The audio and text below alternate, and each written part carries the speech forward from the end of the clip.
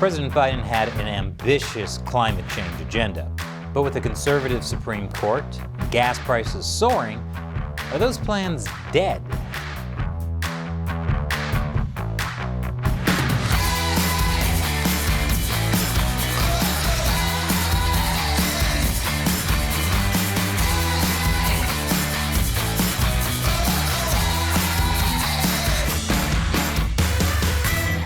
Welcome to America Uncovered. I'm Chris Chappell.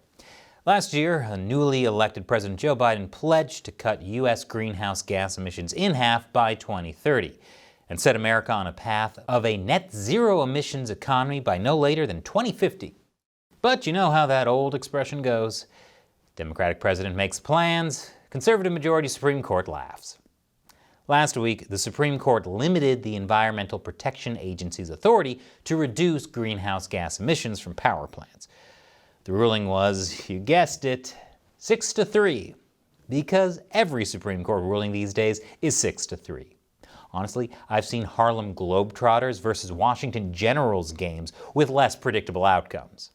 In a dissenting opinion, Justice Elena Kagan wrote, "The court appoints itself instead of Congress or the expert agency, the decision maker on climate policy. I cannot think of many things more frightening." Really? I can think of a lot of things more frightening. What about a giant spider holding 8 guns, one in each hand? Or waking up in the middle of the night with your bed surrounded by clowns? Or your mom asking in front of your brand new significant other, "So, when are you going to make me a grandma?" But this ruling certainly hurts Biden's climate change ambitions, with some media saying his hands are now tied or handcuffed. Really? Tied up? Handcuffed? The media is being a little dramatic here. Either that or some reporters are writing a very, very specific type of fan fiction. I wonder what Biden's safe word is. I was going to excuse me. It's either that or ultra MAGA. The U.S. climate envoy John Kerry remains optimistic despite the setback, saying President Biden has enormous authority to continue to move forward. We are going to move forward.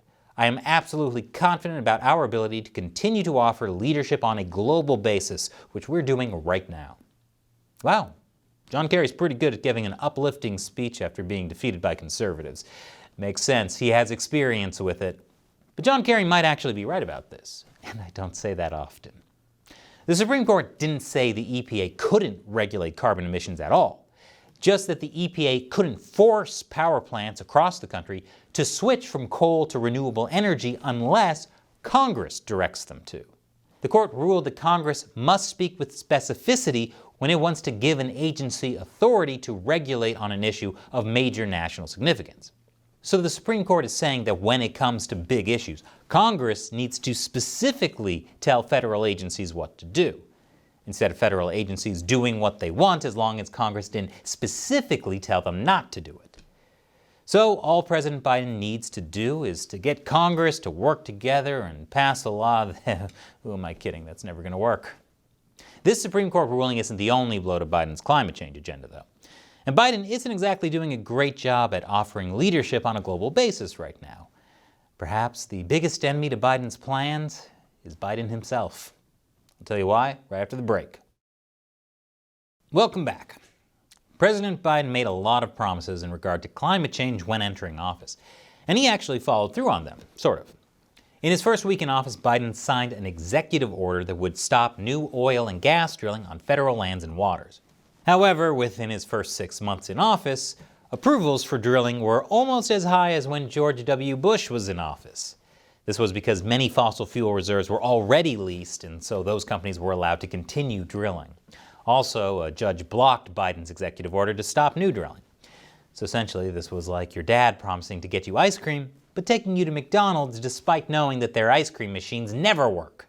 Biden also wasn't eager to fight harder to stop drilling for fear of disrupting the economy, because even last year, gas prices were on the rise, with the national average in danger of reaching $3 a gallon.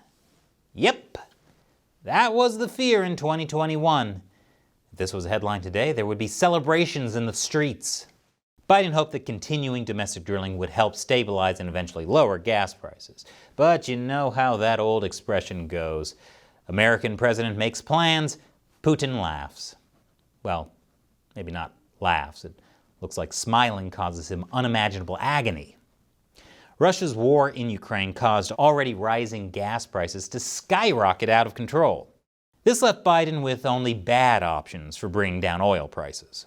He would either have to break his campaign promises and drill for more oil on federal lands, or he would have to ask Saudi Arabia to increase their oil production when he visits there next month, which would be a little awkward since he vowed to make the country a pariah over their human rights record.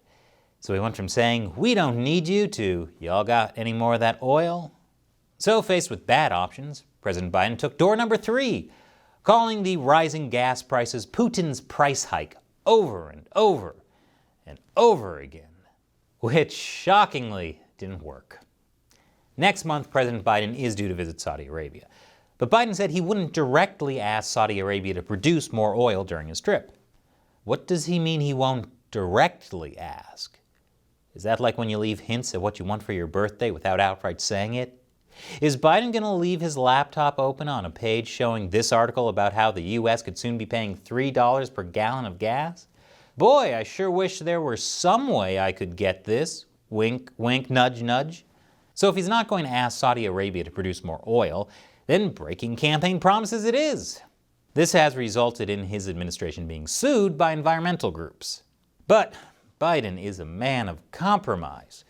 So in an effort to try and make everyone happy last week, he proposed a plan that would allow up to 10 lease sales in the Gulf of Mexico and 1 on the Alaskan coast for drilling purposes. While this goes against his promise of no new drilling, it does cut back on a Trump-era plan that would have called for dozens of offshore drilling leases. And of course, when you try to make everyone happy, you wind up making no one happy. This plan was wildly unpopular with both environmental groups and the oil industry. If there's one thing Biden's good at, it's getting both sides to come together and agree that he isn't doing a very good job. President Biden has gotten so desperate, he's resorted to telling gas stations to lower their prices on Twitter. Brilliant! Why didn't he think of that from the beginning? And why stop there? While we're at it, college and rent should be free. Eating cakes shouldn't make you fat, and Chick-fil-A should be open on Sundays. So with his hands tied and handcuffed by the Supreme Court on curbing greenhouse gas emissions and soaring gas prices causing him to continue drilling for gas and oil, Biden's climate change agenda is stalled in the best-case scenario. And with inflation causing Democrats' approval ratings to plummet so low that they're on the verge of a historic loss at the midterms, any hope Biden has of passing new green laws might just be buried at sea. But that's okay, since everything buried at sea will probably get dug up during all this new offshore drilling. So what do you think? Is Biden's climate change agenda dead? Leave your comments below. And remember, America Uncovered is supported mainly by viewers. Be sure to visit patreon.com/America Uncovered. Contribute $1 or more per episode because we rely on your support to keep making great episodes. Or join our exclusive censorship-free social media community on Locals. Check out AmericaUncovered.locals.com. Once again, I'm Chris Chappell. Thanks for watching America Uncovered.